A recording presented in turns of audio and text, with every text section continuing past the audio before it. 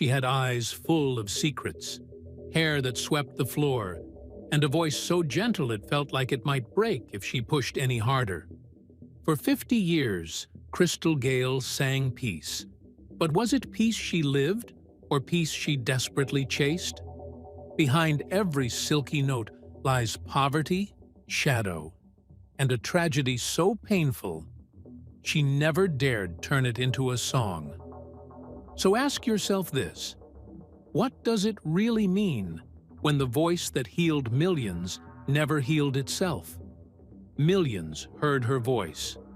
No one heard her secret. Before we uncover the truth behind the curtain, smash that subscribe button and drop a "If you believe sometimes the softest songs come from the loudest battles." From Coal Dust to Crystal Clear. January 9th, 1951. Paintsville, Kentucky. A place where coal dust clung to everything. Windows, clothes, childhood dreams that never had time to grow.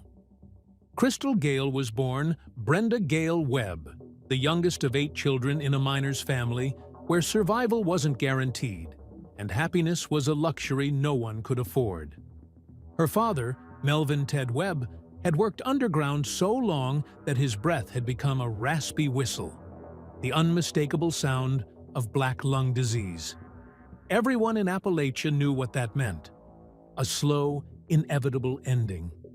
When Crystal was just 4 years old, the family fled their mountain home for Wabash, Indiana, desperately hoping Melvin could get treatment. But hope has never been kind to coal miners' families.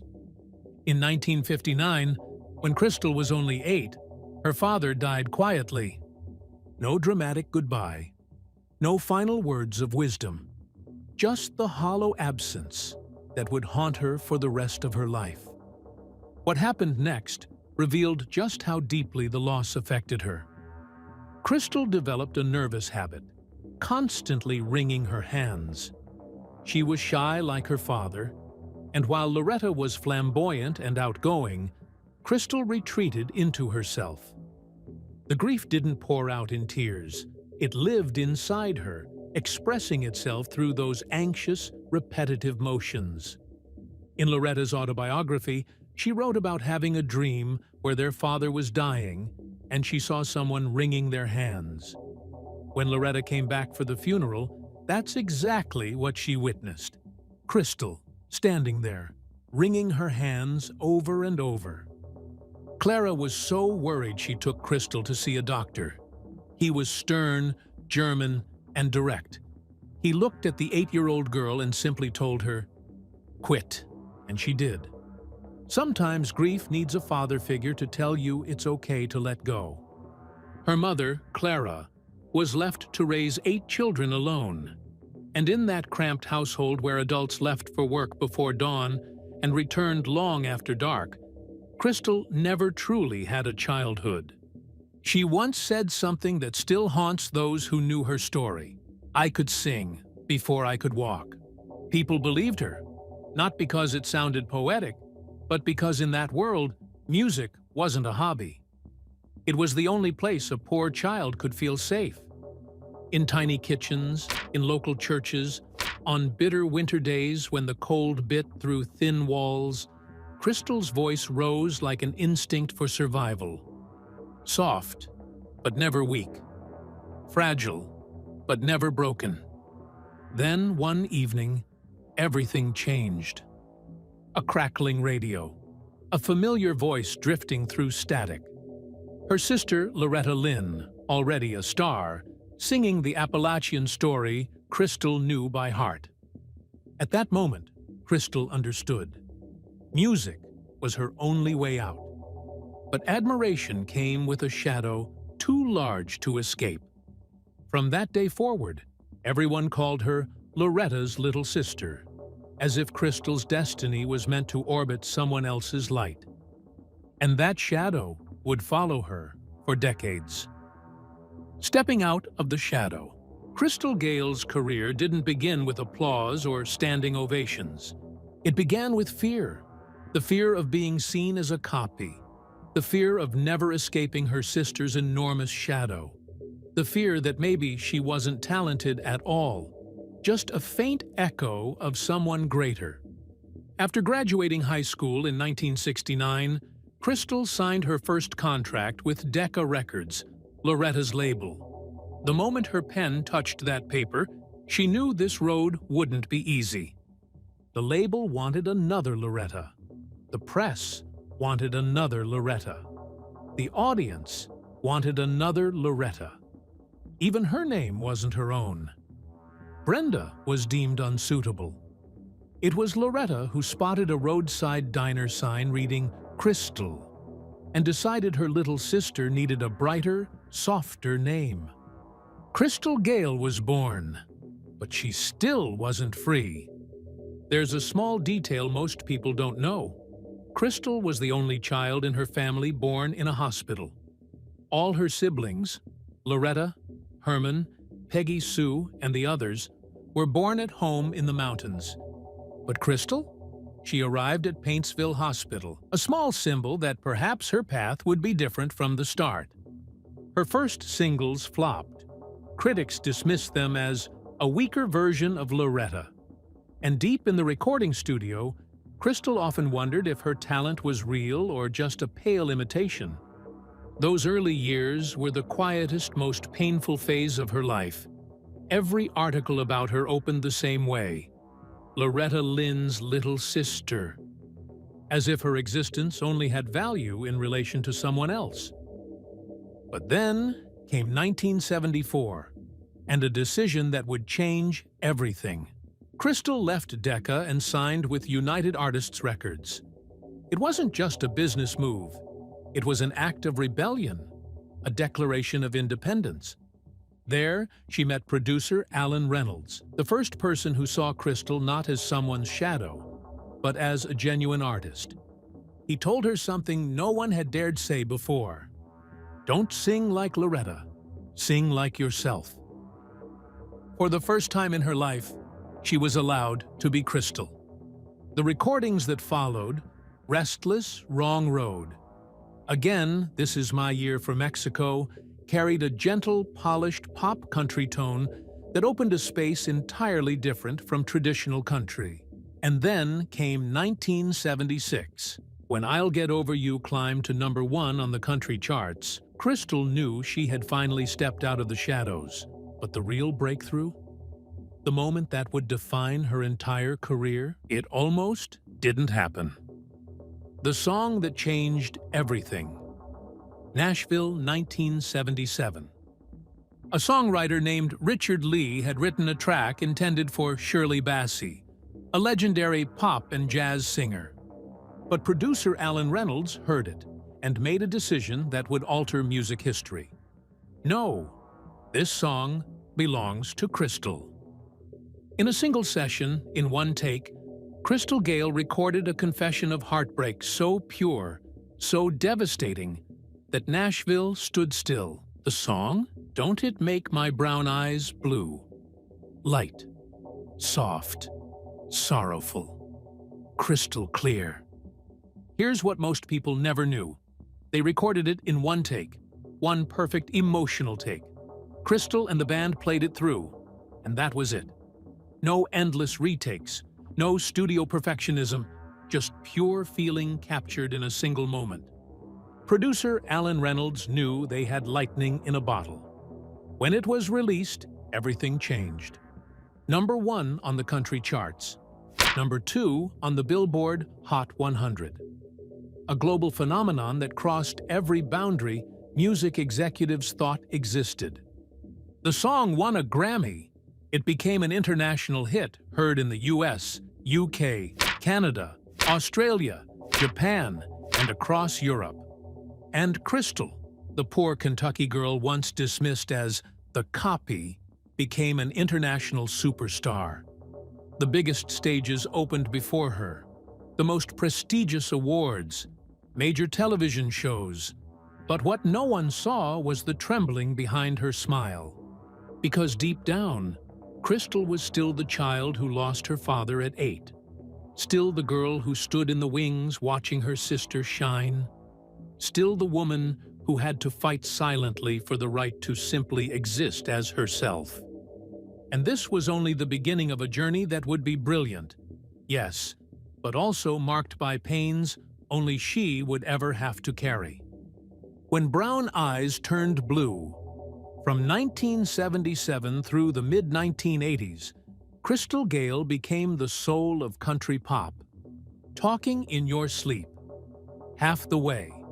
Ready for the times to get better. Why have you left the one you left me for? Each became a signature hit, marked by a voice capable of turning sorrow into light. Crystal didn't just succeed. She helped define modern country pop, softening Nashville's rough edges, making it more melodic, more accessible, more universal. Her duet, You and I, with Eddie Rabbitt, became the soundtrack of American weddings for nearly 2 decades. At its longest, Crystal's hair reached 4 inches past the floor. In heels, she could still step on it. But here's the truth Crystal herself admitted. The only reason I had long hair is because I couldn't style it. It became her trademark by accident. A custom Crystal Gayle Barbie doll was even made, complete with floor-length locks. The awards piled up. Grammys, American Music Awards, Country Music Association Awards, Academy of Country Music Awards, and eventually a star on the Hollywood Walk of Fame. In 1979, she became the first country artist and the first female country artist to perform in China, traveling with Bob Hope to perform on the Great Wall. She was also the first female country artist to have her own primetime television specials on CBS. In 1983, People magazine voted her one of the 50 most beautiful people in the world, ranked number 2. But what made people respect Crystal wasn't the number of trophies. It was the way she kept her heart soft in an industry full of traps. No scandals, no noise, no battles for the spotlight. She chose gentleness as her path, and that choice made her a guiding light for an entire generation of women in a notoriously unforgiving business. Behind every iconic career is a foundation most people never see. For Crystal Gayle, that foundation was Bill Gatsimo's. They met in high school when she was still the shy Brenda Webb, who only dared to sing in church. Bill wasn't an artist. He studied law at Vanderbilt University, a serious, practical path that had nothing to do with show business. But it was precisely Bill's calmness and discipline that became the steadiest anchor in Crystal's life. They married in 1971, and from that moment, Bill wasn't just a husband. He gradually became Crystal's manager, handling every contract, every tour, every meeting, allowing her to devote herself entirely to music. One insider once said, "In the noise of Nashville, they were one of the few couples who never cracked. What kept them together wasn't fame. It was respect." Crystal once revealed, "We give each other space to breathe. That's how we've stayed together for a lifetime." When their 2 children were born, Catherine in 1983 and Christos in 1986, Crystal's life shifted in a profound way. She still toured, still stood under stage lights, but between shows she would rush backstage to breastfeed. "I'd finish singing, run behind the stage to nurse the baby, then go back out again," she recalled. "It was hard, but that was my life." When her second child arrived, she paused touring entirely so she could be fully present. Crystal never let anyone else raise her children. She didn't want them growing up in the shadow of a famous mother. Family dinners, homework, warm birthdays, even when the guitar case and tour suitcase sat by the door. Beyond music, Crystal also opened a fine jewelry and gift shop in Nashville called Crystal's Fine Gifts and Jewelry in 1987. The store featured pieces from European artisans and various types of crystals. She ran it for over 2 decades until it officially closed in 2008. "The little shop turned into a much larger shop, and it takes a lot of work," she once said. "But we have a lot of fun with it." Today, Catherine lives privately, rarely appearing in public. Christos became a music producer and even co-produced Crystal's 2019 album, You Don't Know Me, a full-circle moment that brought tears to her eyes. That family, though never flashy, is woven together by bonds as tight and warm as Appalachian wood under late afternoon sun. Crystal is also a proud grandmother, or Yaya, as her grandchildren call her. Bill is Papu. She has two grandsons, Elijah and Björn. She once shared, "Holidays are so amazing with Elijah. We make cookies, which is great, because I never really got much of a chance to do this with my own children.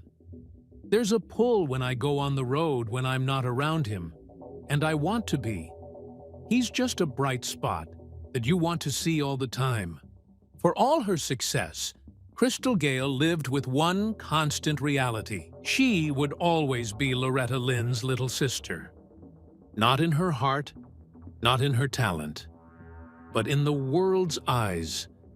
Even at the peak of her career, when she was winning Grammys, topping charts, performing for millions, interviewers still asked about Loretta first.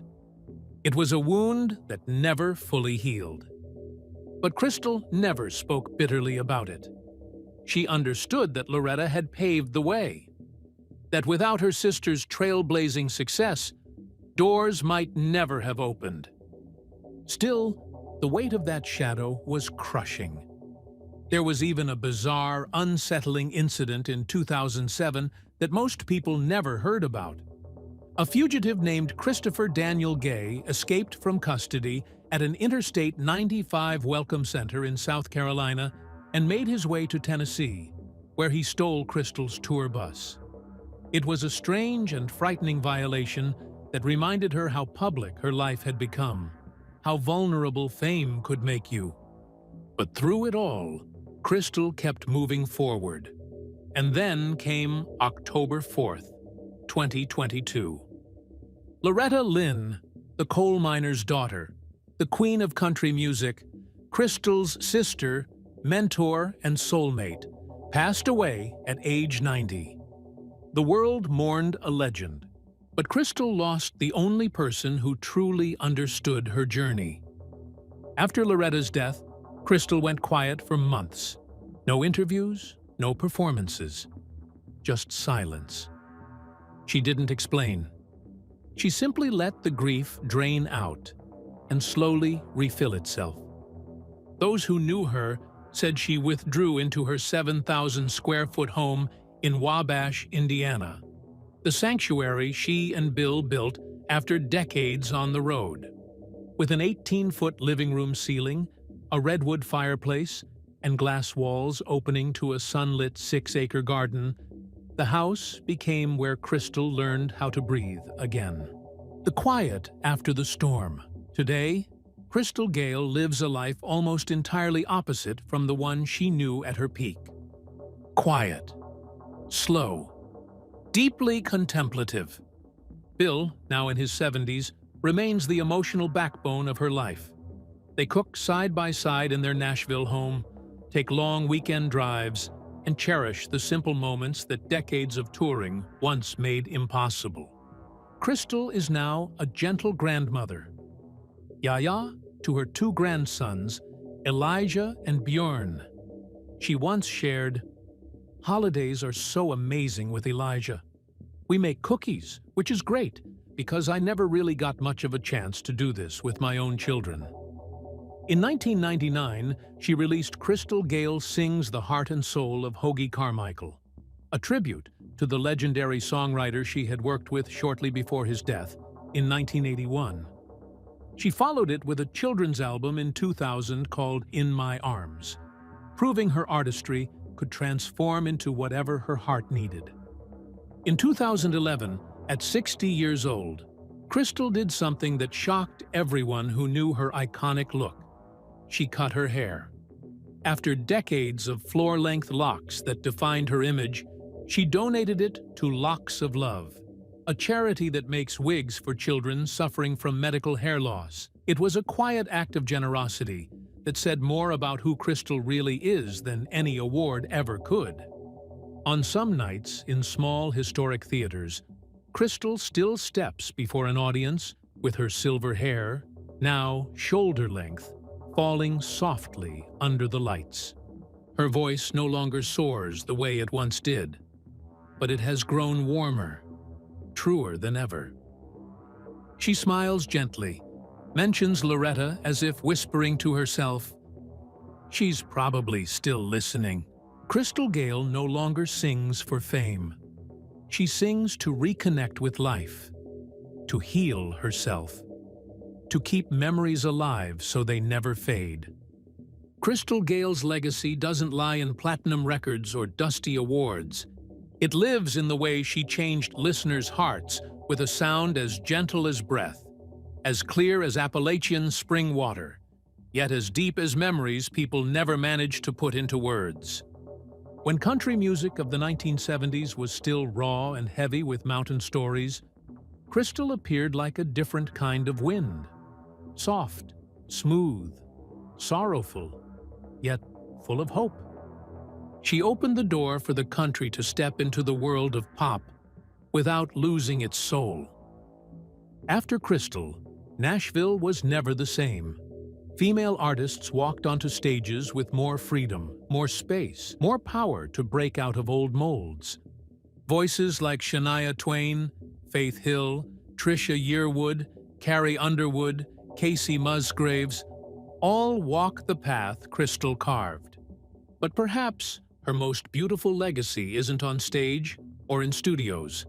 It's in the hearts of listeners who turned on the radio in the middle of the night just to hear her voice and feel the world grow a little softer. That voice became a refuge for weary souls, for unfinished love stories, for children growing up in chaos who needed a lullaby.